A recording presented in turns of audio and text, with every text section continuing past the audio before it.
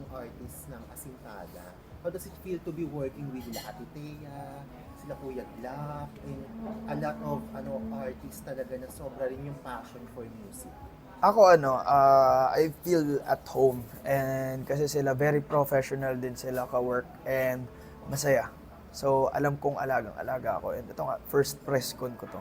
And Correct. sila yung nag-ayos. Correct. So parang sa akin appreciate ko yung ginagawa nila and feel ko na-appreciate rin naman nila ako na nandun ako sa family nila. Is this a sign na you're going to have a collaboration with Asintada artists, lalo na sila Kuya Glock? Yeah, hopefully. Kami ni po ni Oh, Sir meron. Glock 9. Meron na po Correct. kami yung Christmas song. Correct. Pero Baka sa masusundan ba? sana po, yes. Yes. Of course, gusto ko rin po talaga makipag-collaborate sa mga ibang Asintada artists. And of course, Like, sino-sino yung iba- mga nasa isip mo? ako, I'm working right now with nag-message na kami ni RVT. Bago rin siya sa Asintada. And we're working on something, sabi ko, love song, ganon. Kasi alam ko na yun sa sarili ko, hindi ako pang yung mga, hindi kasi ako streets, yun talaga yun. So, Yes.